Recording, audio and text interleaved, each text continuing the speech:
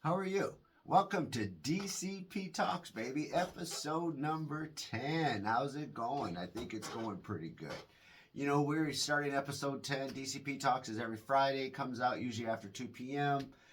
This year has been changed around. It was things that make us go home, which is still kind of crazy, but it turned around to be a writer's corner for the next two episodes. And then we're actually going to change to DCP's cooking corner. It's going to be the same thing, but we're going to be doing cooking videos and cooking shows. There you go. Nice and easy, right? So we'll be talking about all kinds of goodies, any information you would like. You can turn around and contact, or you can look up, my website, www.authorstephencandice.com. You can find anything on there. So you can find my Audible books, you can find my self-help, you can find my horrors, my thrillers, romances, westerns, and epics, all kinds of good, especially my Thorn's Quest, my #1 seller. Big time. Zorn's Quest books are amazing. You can do that, man. I'm going to discuss all my 60 books. And that's how it works, right? I have 60 books. I just completed number 61. That is right. We're going to talk about that book today. And I have 24 Audible books. So anything to choose from, any genre. Man, we're talking about horror, westerns, crime, romantic, epic fantasies.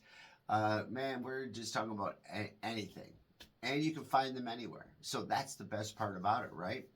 But then this is my podcast, so we're going to be talking about my podcast. Okay, welcome back to my podcast where we talk a lot and still don't have all the answers. That is so true about a podcast. We talk as much as we want, we still don't have the answers. This episode is sponsored by coffee because without it, it would not be one, I promise you. And I hit it, suddenly forgot everything I planned to say. When you hit record there, as anything goes, and everybody knows this. My son does movies, right? Pee-wee. That's amazing. Kiwi Productions, okay? So he does short films. And yeah, that's hilarious. It's how many times you want something and you forget to hit record, got to go over again. Professionals, yeah, you have somebody to do it for you. That is their job, right? But yeah, me being the unknown where I am, yeah, okay. And, this week's books we're going to talk about The Quarter Mile, which is coming out right now. It's coming out in 2 days. Yeah, baby. It's a horror. It is a horror flick. It is a well-known happens. Okay, we're going to talk about it, right? But a gentleman friend of mine has asked some questions about it. So, because he's really intrigued about it and he wants it right now. And mine's on my way. And as usual, I suck at these things. We all want this stuff. And then what do? We forget to order it. I do. I suck at it. And then when I want it, I don't have it. And then the next book we're going to talk about is The Dark Path. The Dark Path is really cool. It's a bunch of few short stories inside there. That is on Audible, and it is narrated by Kirby McGraw. So there you go, man. You can get that on my website, www.authorstephencandice.com. Enough about that shit. So now let's go ahead and get to the books, okay? Because, the why factors is, why do I write these things? I love scary things. I don't like watching them. If you want to have a good funny, come and sit behind me during a horror flick. I don't do that at the movies no more. I scream. I'm like a little girl. The same thing is when I used to be able to ride roller coasters, okay? I'm a heart patient. I just can't do it any longer. But we used to sit in the first car. That was my rule. Hands up. Scream bloody murder. Oh my Lord. People used to follow me around to sit behind me. Oh yeah, it was awesome. Because I'm not afraid. I don't give a frick to show my emotion out there. Man, are you nuts? I'm scared. If it scares me, I'm going to scream. That's it. I make my wife jump so much during scary movies or people around me. They're like, man, because of me, right? Ah. So, We're going to get right to it. Like horror flicks are amazing. And Dark Path has so many twists, and there's a few horror shit in there, suspense, thriller.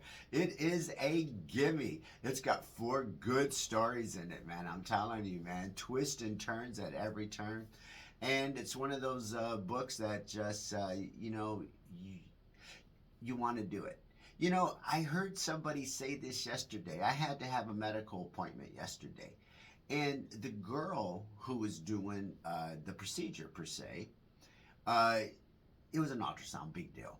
So the girl afterwards asked her if she likes to read. She goes, "No, I don't." She goes, "But I listen to books." And I said, "Oh, do you?" And her exact words were, "Especially when I do my crafts." So while I'm doing my needle pointing or whatever she said she was doing with the needle, yeah, she says that's when she listens to her Audible. She goes, it makes her get into a groove. Now, there you go. So someone is given a good clue about an Audible. There you go. So let's get to our friend, Mr. Steak Filet, a chef from New York City. New York City. And I have a few questions, he says, about the quarter mile. Well, let's get to it. He's seen the cover, and he really is intrigued when he read the thing. You have 1,320 feet to survive. Okay, that's what it comes down to. And what it comes down to in this book is that there is a lot of shit that goes wrong. That's all I can say.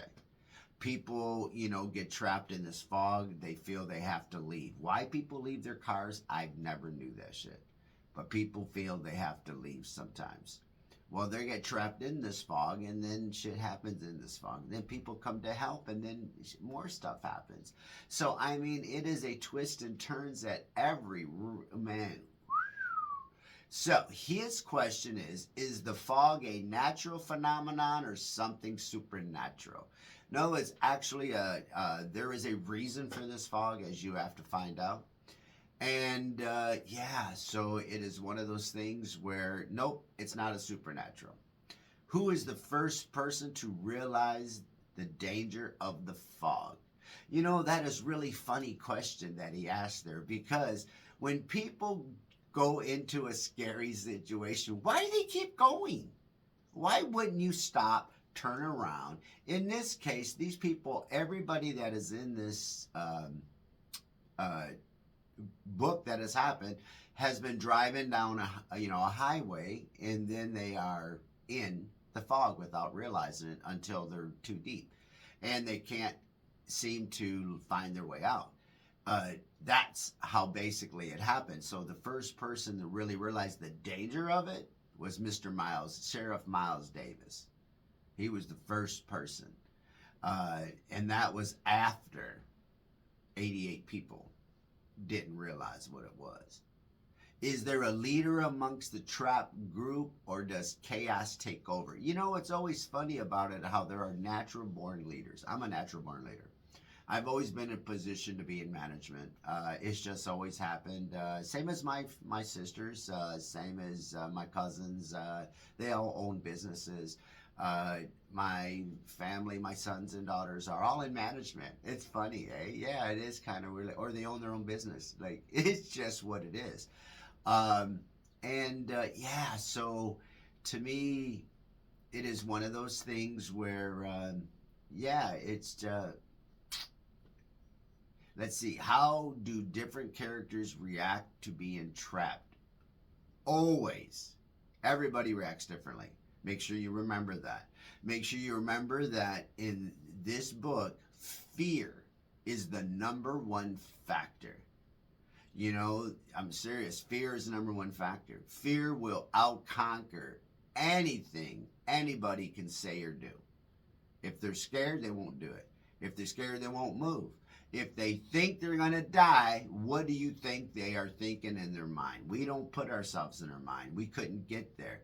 Now, when the question was, do people feel, is there always a leader? There's always a leader comes out. Always. There's 2 leaders in the groups. Gina was in one group, and then Rick's with the group. And then you also have, there's also going to be Joe. There's also going to be a few leaders, but it just happens. That's all. Jer's a leader in this one group. It's just the way it works out. People seem to follow people. People don't like making decisions. Make sure you remember that in the business world. Employees don't like making decisions. Just tell them what to do. It's easier. True. And what personal fears does each character confront within the fog? Man, when you're in the dark and you can't go nowhere, there's a lot of fear. And every person reacts differently in this situation. I promise you, every single person reacts differently. Does anyone begin to change mentally, physically because of fog? Oh yeah, mentally. Oh yeah. Fear will bring out the best of people. We all should remember that. Fear will bring out the best of people. And I'm telling you, I've seen it myself. I've seen it in myself. I'm not one of those people to run past people and run them over and shit like that. No.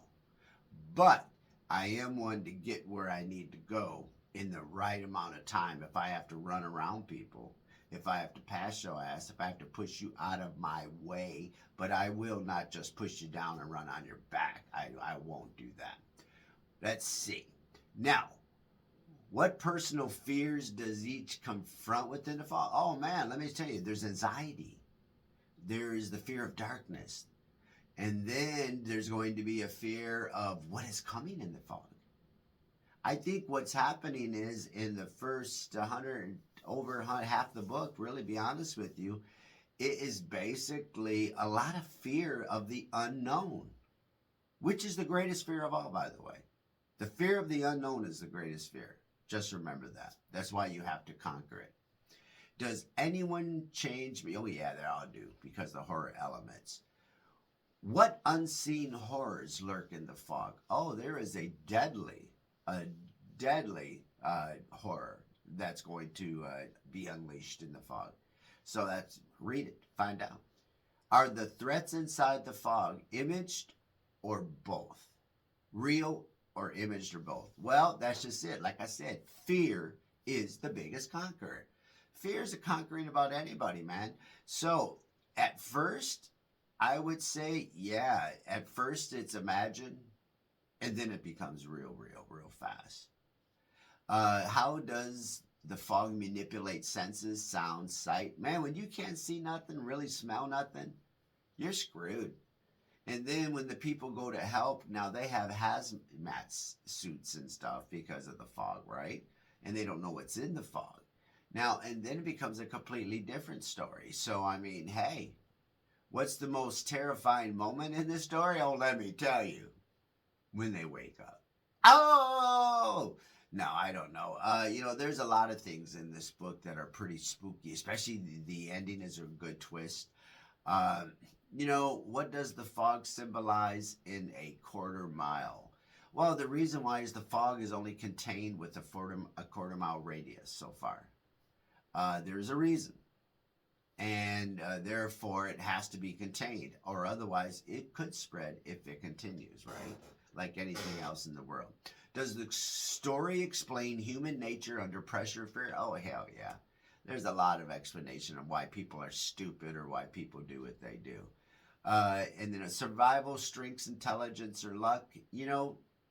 When it comes to survival, there ain't no skill in running on your ass and trying to think. Yes, if you're tough, if you know karate, if you know martial arts, if you know MMA, if you know all these moves, it will help you at one point. But when someone's scared and there's 100 people running, what do you think?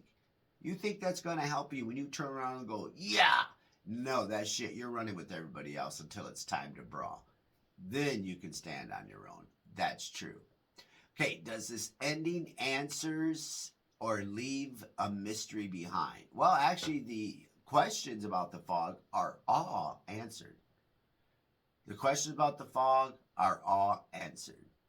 And is the mystery left behind? Well, I mean, the questions about the fog are answered.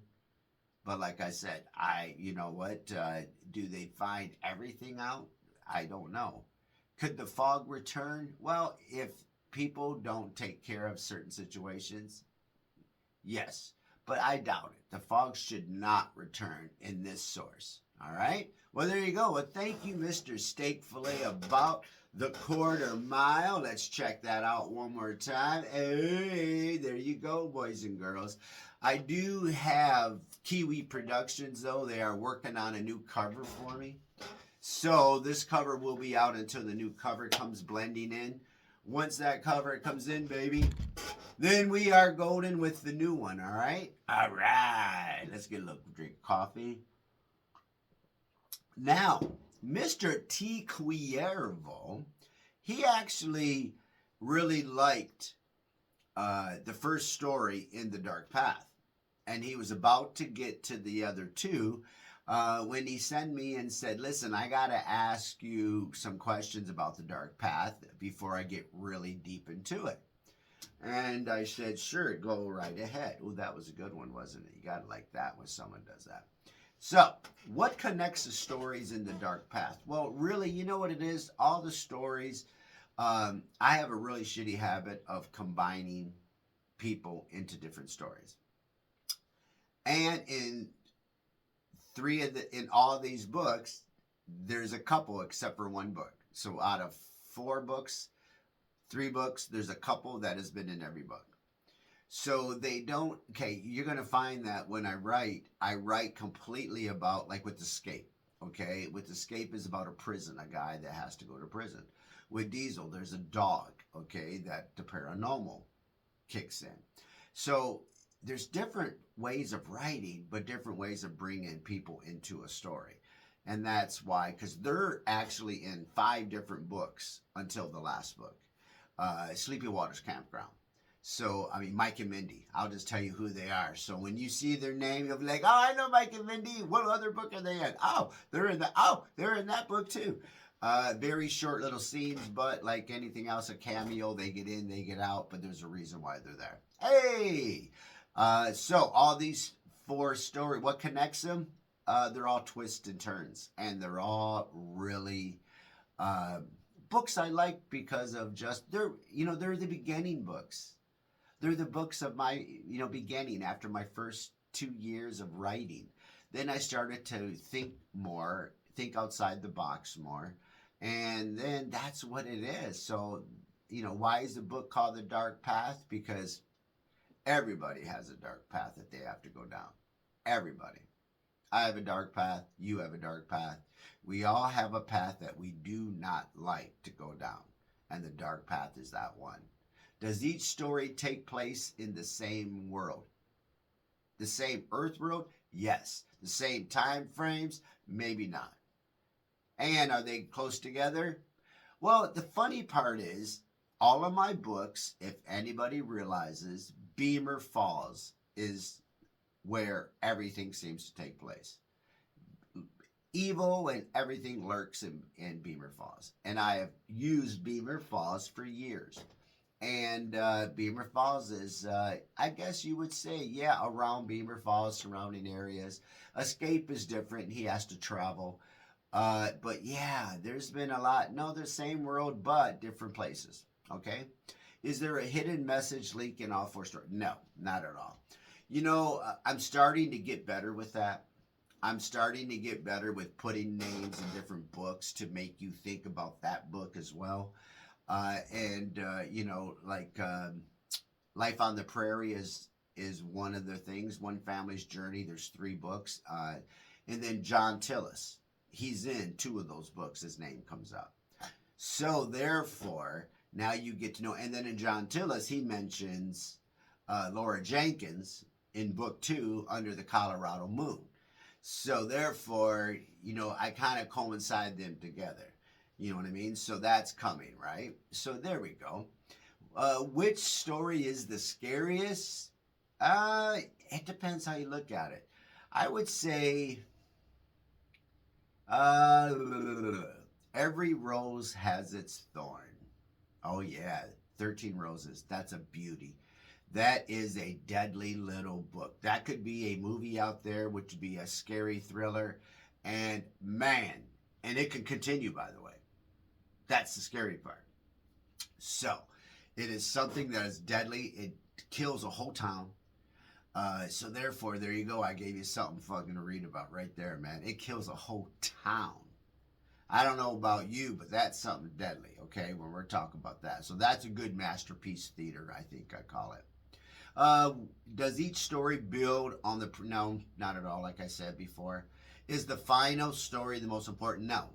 Actually, you know what's funny is when I put stories together for books, uh, I just write them. I am going to change though. I will not lie. I am going to be doing more of spring, summer, winter, fall style, more of a four season, more of a four type of year kind of thing. I think so. I think because you know what, there's a lot of good ways to because that's what I write. What I write right now is I'm writing a bachelor. Okay, yes, I'm writing the Bachelor Getaway Masquerade or the Bachelor Party Masquerade. I am so sorry. And that book is being done in the summer. It's a fun book.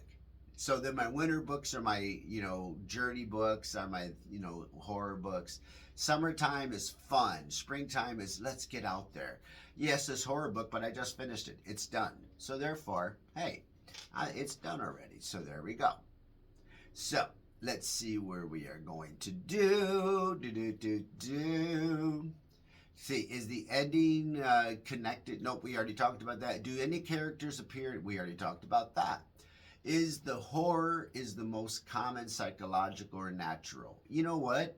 I think both. I think a good horror film messes you up psychologically. And then when supernatural shit hits, it just makes it worse. That's all. Are the threats real in all the books? Some are imagined and some are real. What's the darkest moment in the book? Well, let's see. I would say the darkest moment is probably whenever let's just say Diesel can turn when he turns. That's all. When he turns on his own people. That's not nice because he shouldn't be. But dogs are animals. You got to remember they're only. Hey, what does dark path symbolize?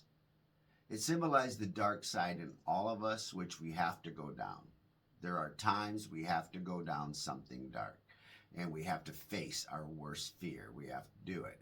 I'm going through it this year where I'm going to have to make a decision. Well, guess what? You make a decision and you live with it. Once you decide, and I had a few wives out there, and my first wife used to always say, make a decision and stick with it, and you'll always be successful with it. So there you go. That's what's going to happen. Now, is there a moral lesson in any of these stories? No. When I wrote them, I just wrote them because carefree. I mean, a guy's in prison. I had to come up with what's going down in prison. So yes, I've watched a few movies in my days about people escaping prisons, you know what I mean? I watched the series Prison Break, and that was like 10 years ago, 15 years ago before I wrote the story. So, the story came to me like all my stories do in one night. One day there's a thought. My son will tell you that. All of a sudden I said, that's a great book. He goes, what is? And I thought of the name and he goes, that does sound cool. It just happens. John Tillis came to me just like that. The Quarter Mile came to me in the middle of the night. So therefore, that's what it is. All right, so now we're going to get out of, thank you, Mr. Cuervo, for all those little questions about The Dark Half. I hope you guys check it out, The Dark Half, on Audible by Kirby McGraw. All righty. Now, let's get to Author's Corner, man. We got Author's Corner. We have our Quarter Mile, which came out this week. We just went over. But the new books we are working on. We are working on right now The Bachelor Party Masquerade. This book is going to be hilarious comedy about Steve is going to be getting married for the 5th time. And everyone in the family and all who's going is flying down to Key West, Florida for the wedding in 8 days. There you go. Now, 10 years ago, Steve, Mike, Bill, and Sven with Chris went to Mardi Gras. And they had a really good time. Well, Chris and Mike come up with the ideas, why don't we go back to Mardi Gras? Well, this time we're bringing Jared, the son-in-law. So therefore, there's going to be the 6 of them, and they're going to be going down to Mardi Gras first to spend 2 days, and then they are flying down to Key West. All I can say is there's going to be a hilarious comedy with some fun and then some good twists and turns. And how these boys react is going to be the best of all. And the best part is, a lot of this is when I actually went to a Mardi Gras with my boys. And this is going to be a lot about that because we had a ball. And it was a lot of fun. So therefore, that was what we're going to talk about. I'm starting that book. I've already started it this week. The Quarter Mile is coming out by Friday. The Tales of Astrid and Borg, the Viking's Tale, is being heavily started into. I have over 100 pages into that, so I'm going to start rocking that. It's probably I'm not even halfway done. It's not even a quarter. It's probably a quarter done. And there we go. Now we're going to get to our Writer's Corner. DCP's Writer Corner. There we go. So we're going to talk about, if you remember, we talked about starting a book. Now, we talked about starting a book. We talked about know your idea, define the main focus, plan your opening, usually 3 pages, basic story structure, easy version, and then use this for each chapter, which means you're setting your problem, your reaction, and your cliffhanger. Then we did week 2, build a character. So, the tip to build a character is usually a goal, a flaw, transforming them during the story. Now, then we went to how to start a chapter, strong openings. Then it was 5 easy ways to start a chapter. Give enough to make readers curious, if you remember, okay? Remember the quick rule, a chapter should start with something happening and a question. Or a question. Just remember that. Simple book outlines, 3-act structure, if you remember. Remember we talked about villain characters, romantic character outline. The tips were make sure your characters usually have emotional wounds, personal growth, or meaningful connections. Always remember that. We talked about the Final Fantasy, you like that shit, about fantasy characters, right? They should have a quest. Are they in a magical world? Do they have personal growth? There's 5 ways then we talked about to customize a chapter. So we did pretty good in week 3, okay? So we actually crushed that one pretty good. So when we're talking about customizing a chapter, there's pro tips is take each chapter like it's a mini story. That's what I try to do. I try to fit a little story into a story. And then what we're going to do this week.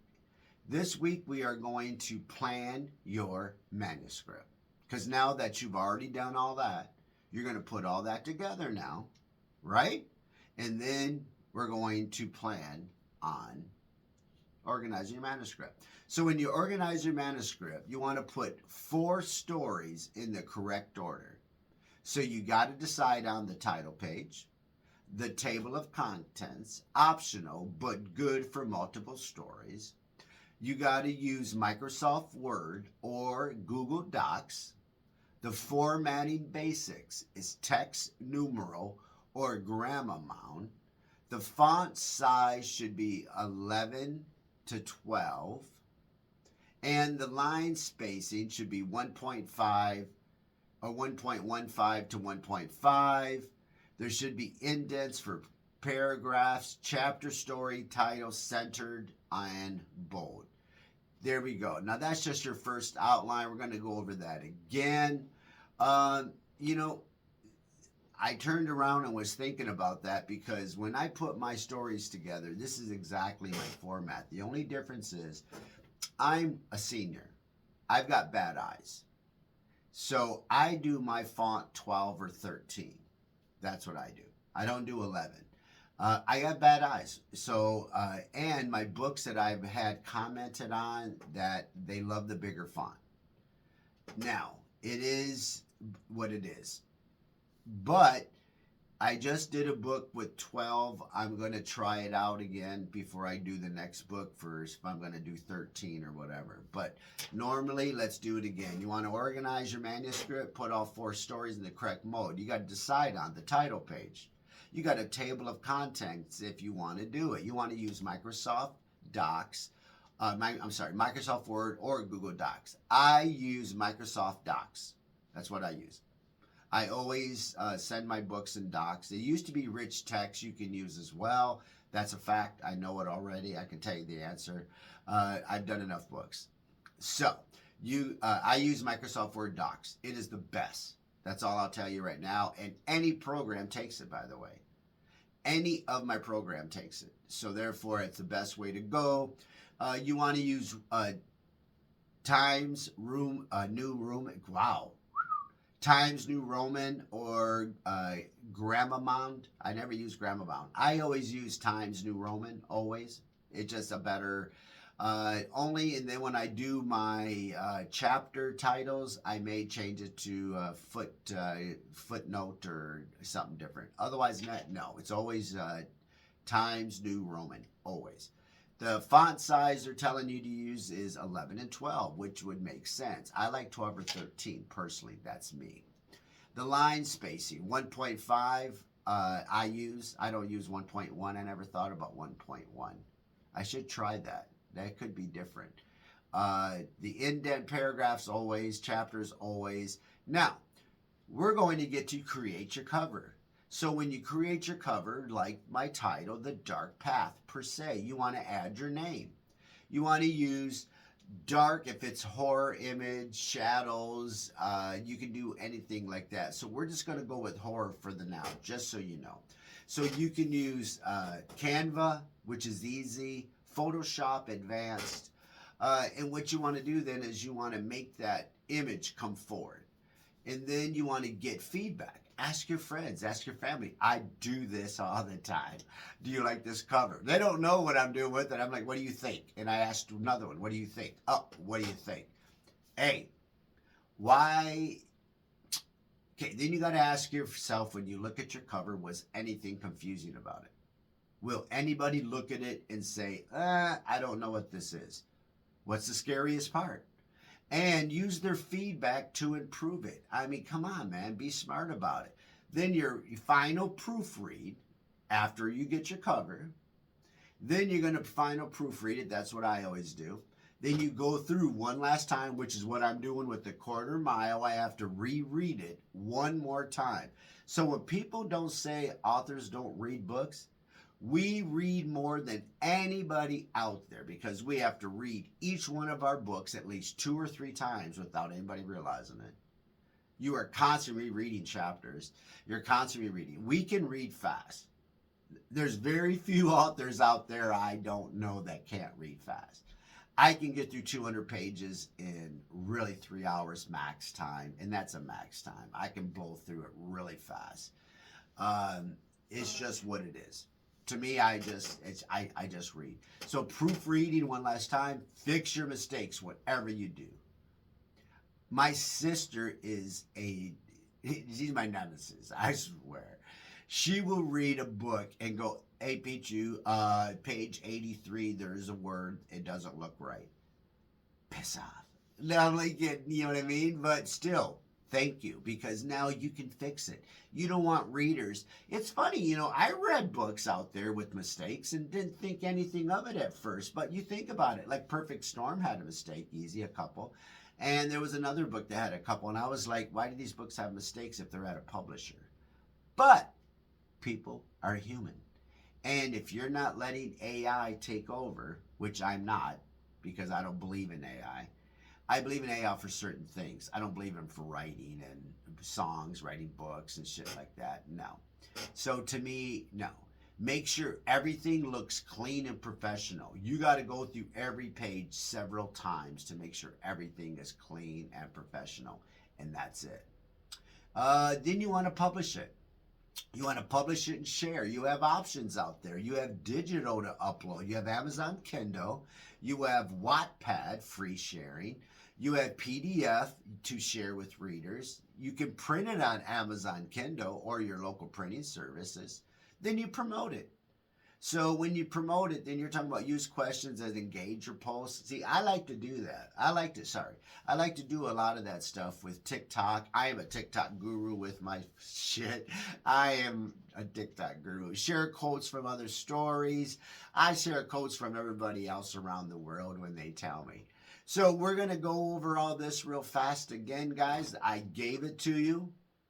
So we're going to bypass with start your book, build a character, build your chapters, and then we customized your chapters, right? All right. So let's get to dun dun dun dun. All right, here we go now. Organizing your manuscript. Perfect. Takes a minute to get there, but my brain can only go so fast, I promise you. Now, when you organize a chapter, you got to decide on the title page. You got to decide if you're going to have a table, contents, or not. Always use Microsoft Word or Google Docs. I use Microsoft Docs. It's what I use. It's the best. I've used it for 12 years, and it has never failed me yet. I used to use rich text. You can also use, never failed me either, but I noticed with Docs, Microsoft, it doesn't change. Nothing ever changes. It always locks in. The formatting should be Times New Roman or Garamond. Size, font size should be, they say 11 and 12. I say 12, 13, but it's up to you. This is your choice. 11 and 12 is what they say we should use. I like 12, 13 because I'm an old guy. That's all. And line spacing should be 1.5. They say 1.1 to 1.5. I'm going to actually try 1.15 today to see how it looks. Why not, right? Indent paragraphs. We have chapter, story, title, centered, and bold. Yes. I like to put my chapters over to the right. I used to put them over to the left. Now, these last few books, because there's not as many chapters, I bold it right in the front into the middle. Then we're going to have create a cover. So I use the dark path naturally. Since it's horror, I went with the dark cover. I went with fog, shadows. Oh, it's a good cover too, man. It's a dude walking downstairs. Wow, it's a good like gray and black cover. It's a good spook cover. Now, you can use these with Canva, Photoshop if you're an expert. Get feedback. Ask your family and friends what they like. I do it all the time. Okay, hey, was anything confusing in it? Was there a scary part? Did something not fit? There you go. That's the cover. Then you're going to final proof it. So go through it one last time. Fix your small mistakes. Make sure everything looks clean and professional. Just remember one thing. When you submit it and you put it through for a book, when they take it and it comes back, some of the stuff may not be in the correct places. You're going to have to go through it, see what pages, write them down, go back to your book, redo it, and do it over. And just send it in the manuscript. Easy peasy, I promise you. Then you're going to publish it and share it. You have options: digital upload, Kindle publishing, and Wattpad. I've never heard of that one there, but PDF and share to readers. You can do that, and you can use Amazon Kindle to print it or use your other services, whatever you want. Then you promote it. Push your books. I use TikTok and Instagram. I am a guru with books. I've shared over 1,500 videos about my books. There you go. Now, we're going to bypass that. I hope you guys got everything. Next week's going to be the last week about Steve's Writing Corner. Then we're going to get to, basically, it's going to be to DCP's Cookie Corner, baby. Do some recipes up. Yeah, we're going to do the podcast live and do some recipes. That's what we're going to do. We're going to figure all this out, get it done, have a good time. And there we go. I got to give my shout out to all my peeps. What up there, Miss Ashley K? We got Mr. Spensky from Kiwi Productions. We got Shay from Sparkle and Soar. What's up, Mr. Gayman family and the Moody's and all my peeps out there. Holler, and there we go. Now, I'm going to leave you with, podcast is 50% ideas and 50% figuring out what we're going to go or how we're going to say it. It's so true. It's a lot of thinking and messing us. If confidence had a sound, it would be this mic. Even when I'm wrong, let me tell you what, you still go through it because you don't have a choice. When you make a mistake, live through it. Just keep going. Podcast is where talking to yourself becomes content.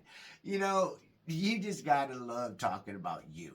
And I love talking to myself. I love to be heard. I talk to myself all day long around the house. I might as well put a mic in front of me, right? If it sounds smooth, just know there were 10 restarts before this. It used to be that way. Now it's not that way. Now you have learned to get in front of a mic and you learn just to talk. You learn just to get out there and do it. And, that's just how it works, baby.